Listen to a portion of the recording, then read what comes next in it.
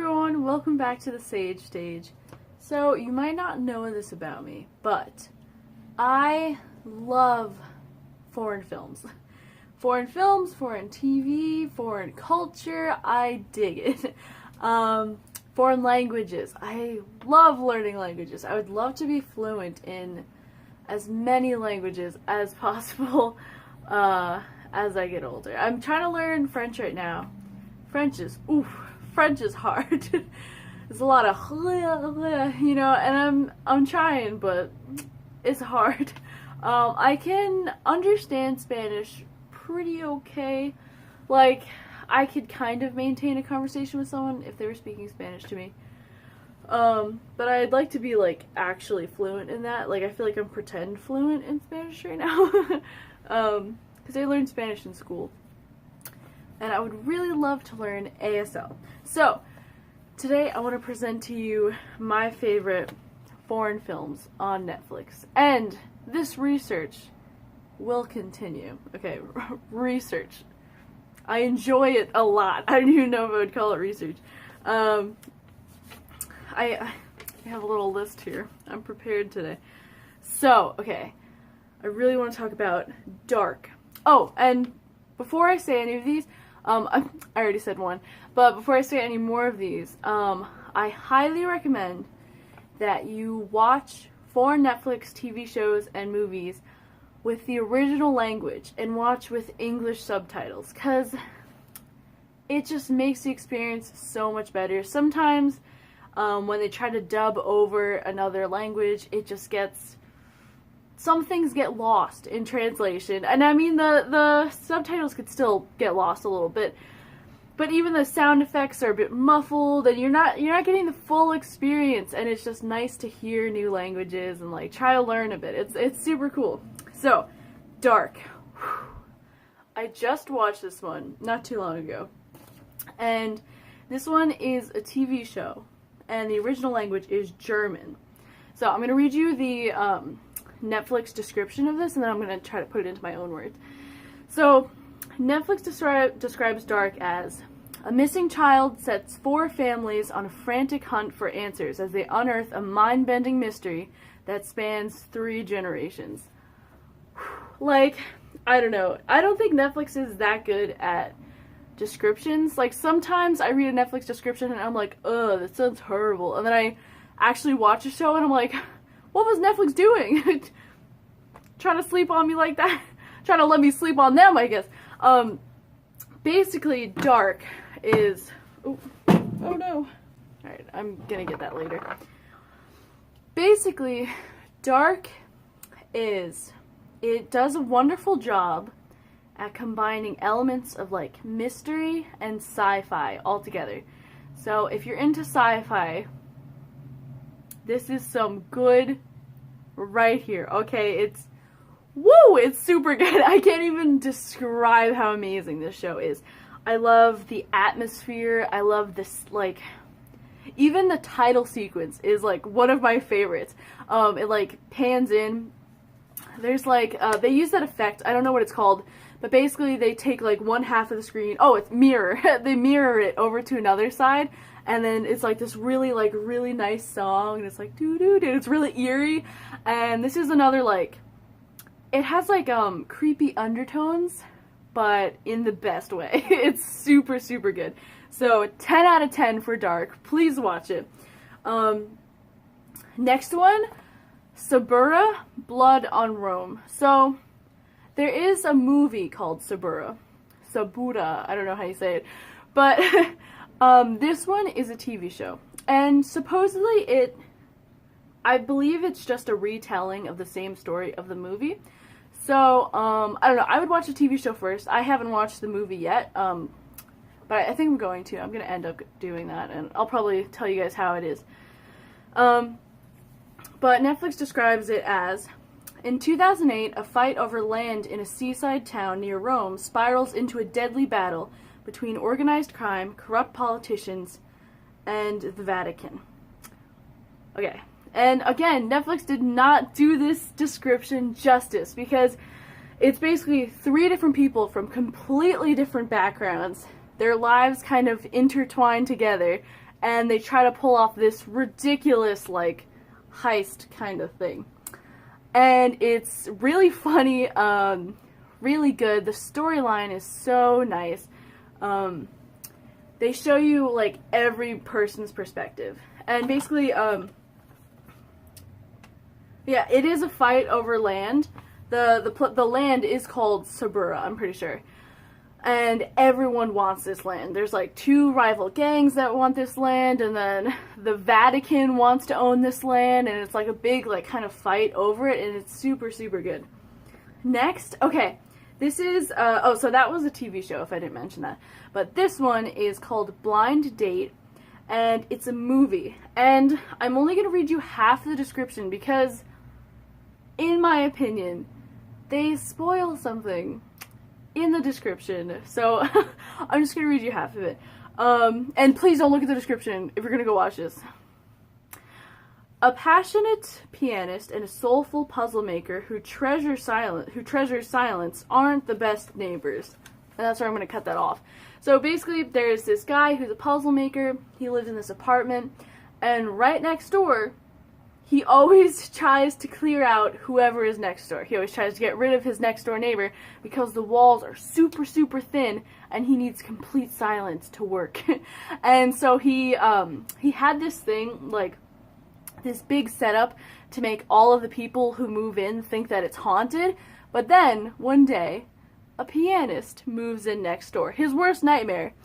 And she sees his whole setup to try to make it look like it's this really creepy room. And she's like, what's going on here? And she doesn't believe it for a second.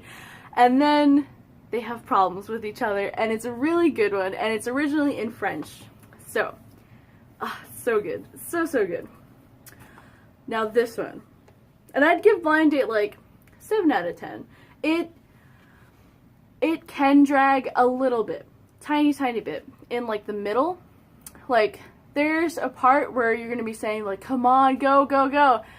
But I think it's still really well done. Even though it does have that tiny bit. And I really like the scenes. It's really full of like bright colors. And I really like what they did with the lighting in there for sure. This one is so, so, so, so good. 3%. I don't know if it's the 3% or 3%, but this one is a trip. And season 2, I just found out, is coming out, which I didn't even know there was going to be a season 2, and I was like, what? But, okay. Alright, so Netflix describes this as, in a future where the elite inhabit an island paradise far from the crowded slums, you get one chance to join the 3% and be saved from squalor. Okay, and the original language is in Portuguese, which this was my first ever, like, Portuguese show. So, it was amazing. It was really, really good. Basically, like, almost the entire world is, like, really, like, in the dumps. Like, everything is just the worst possible place to live. But there's this one oasis, this, like, dream life that people want to live in, and only 3% of the world's population ever, like, make it into there. So you have to go through a bunch of rigorous, super rigorous tests, like, on your intelligence, on your, relationship skills, like, a bunch of different things to try to get into this 3%. Sorry for the hiccups. To try to get into this 3% that only, like, people have dreamed of. And, whoo, okay. On this note, okay, hold on. I really love that foreign films aren't afraid to write female characters that aren't delicate. You know, like, there are some really, really badass foreign, like, female characters in foreign films, and it's just so, so good. Like, okay, it's getting better in the US. Like, there's a lot of, I wouldn't say a lot. There's some badass, like, cool characters, female characters in shows and stuff. Jessica Jones, ooh, woo, I love her. But I feel like foreign films really aren't afraid to make females look, like, ugly, in a sense. And I think we should normalize stuff like that. But it's like personality-wise. Like their personality is ugly. Like it's so good. Please watch it. Please watch 3%. I'd like to take this moment to put in a special mention because it's no longer on Netflix. This movie was my jam and it's no longer on Netflix. I don't know if I was like the only person watching this movie, but it was really good. It was like a really nice like coming of age kind of movie, and it was in French, and I can't remember the exact name because I suck at French, but it basically translated to like I killed my mother, and it was just so nice. It was like a lot of teen kind of angst, but I love movies that really give you like the actual teen perspective, and it really did that, and I loved it. It was so good. Oh, and I'm trying. Let me know in the comments if you've watched this show and if you think it's really good. And if you think I should keep watching it. El Internado. I think it's like the Degrassi for Spanish people. It's like these kids are at this boarding academy and there's like a lot of drama. Like, I don't know. It looks cool. I started. There's like so many seasons. And I don't know if they all connect or if they did the thing like Degrassi where it's like the next generation, and they sometimes reference other people, but it's not really crucial to the plot, you know? So I'm trying to feel it out, but I started from the very first season, and it was made like a long time ago, so let me know if I should like skip ahead a few seasons, or if it's like really not okay to do that, because I know there's some movies and TV shows, I mean, there's some TV shows that are like that, where like, you can't miss an episode, but there's a ton of seasons in this one, but it looks okay, like, because it's, the season I'm watching now is so old that it's, like, a different kind of, like, comedy, you know how, like, our comedy has definitely changed over the years, but anyway, so this other one, I haven't finished this one yet, so please no spoilers, but it's called Hotel Beau Séjour, and I'm not pronouncing that right. The original language is in Flemish, which, sounds like French, but it's not. I've never heard of Flemish before this TV show. But this is how Netflix describes Hotel Beau Séjour. Caught in an afterlife limbo, teenage Kato investigates her own mysterious death and unravels a web of secrets in her seemingly... Oh my god, I thought I saw someone in my backyard. That was really scary. It was just a glare. Ooh, okay. In her seemingly tranquil village. So, this girl, this isn't a spoiler because it happens in the first episode. Kato, she dies. And she, like, wakes up in this tub and she's like, what the heck happened? And basically she doesn't know how she died, but she knows that she was murdered. So the show is kind of like a mystery, where they're trying to figure out who murdered her, like who would have incentive, like she's like this nice girl that a lot of people liked, but there's a person who I'm sure must be a red herring. It's her boyfriend. They had a fight the night before she died, the night that she died, so of course all fingers are pointing his way, but that's gotta be a red herring, like it's too obvious. But this one's really good. I like this one so far. Like I said before, foreign films, like foreign TV isn't afraid to write female characters in a way that I really like. So, this one definitely, I really like Kato in this one.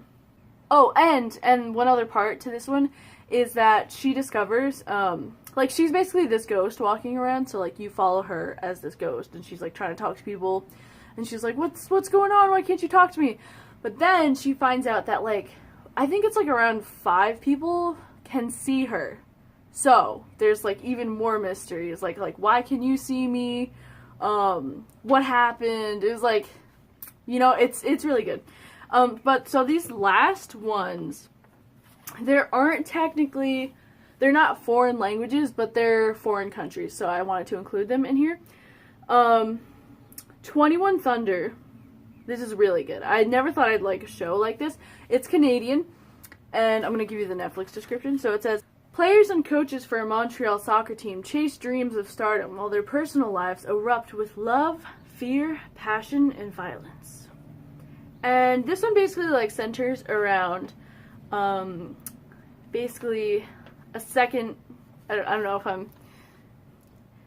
if I'm saying this wrong, but they basically follow like the second string. I don't know if it's called that. They follow the second string of like these soccer players. And what that basically means is, like if you don't watch any kind of sports or anything, there's like first string or strand first, I don't know. But the first one is like the people that you see in all like the major games, like you see them on TV. And and I should mention that this isn't like a reality TV show. This is completely like written and fictional. And second string is basically people who are prepping like for a long time to be members of the first string. So like when people of the first string like leave, they go to another team, they like get injured, stuff like that. The people from the second string move up to the first string. So it's the same team, but basically the second string is like the reserves, kind of, but they still play their own games too. Like they have mini matches and stuff. And this one is super, super good. There's a lot of hot guys in this one. I'll admit it was kind of a thirst watch at first, but then I got really into the storyline. So it's a really good storyline. I would watch it. I mean, I did watch it. I would watch it if I were you, is what I'm saying. And the last two I wanted to mention are Black Mirror. If you haven't hopped on the Black Mirror hype train, you should. Not even just for the hype, just for the fact that it is such a good show. Basically, you don't have to watch them in order. They're not really sequential episodes, but I've been told, I watched the show, but I don't remember. I don't think I paid that close attention. But someone told me that there was a reference to an earlier episode in one of the episodes, but I don't think it's super crucial to the plot. Because they're all different plots, basically. But it's basically set in, like, I would say kind of a near future, maybe distant future, maybe in between there, with a lot of, like, future technology, basically. And it's like set in our world, but some are, like, horror tales of, like, what technology is going to do to us, and, like, some are just, like, super cool things, like, whoa, technology is going to do that, and, like, obviously, it might not happen, any of that stuff, but hopefully a lot of that stuff doesn't happen. But it's really good. It's really good. Really well thought out plots, definitely. A lot of twists and turns. You probably won't expect the ending, like, really. It's really crazy. It's really good, though. And the last one I wanted to mention is Switched at Birth. This one, I know a lot of people really, really like this show, and I only, like, just started watching it not that long ago. But basically, if you're interested in learning ASL, which is American Sign Language, about, like, I wouldn't say half, probably less than half, but, like, less than half of the conversations in this show take, like, ASL. I was going to say take place in ASL, but that doesn't make sense. But they use ASL to communicate with each other, and there's, like, subtitles, of course, but it's just, super interesting, and it's really good. And if you start watching it and you hate the main character, like the dark-haired girl, it's okay, it gets better. I hated her for a super long time, but it gets better, so power through, please, because it's a good show. I like it. And, and it's really nice to, like, take a glimpse into the deaf community, even, you know? So, yeah. So I think that's all I've got for today. I might make, like, another part to this, as, like, if I find more TV shows and movies that I like, which I'm sure I will, like, on Netflix. And I'm also thinking of doing a version of this with documentaries, because I eat documentaries up. Like, ooh. Oh, I just watched Food Inc. Don't even get me started. Woo! Okay. But, so I might do one on documentaries, and I was also thinking on doing one on Netflix anime. Now, if you want to start dabbling in the world of anime, Netflix is an okay place to start, but I wouldn't rely on Netflix for all your anime, because there's a lot of good anime that you could be missing out on if you're only staying on Netflix. But there's some birds outside. Oh, and I also might do this for, like, American movies on Netflix and American TV shows on Netflix. So let me know if you want to see that, and I might do that. I also might do some more ukulele tutorials. So yeah, thanks for watching. Have a good day. I'll see you next time.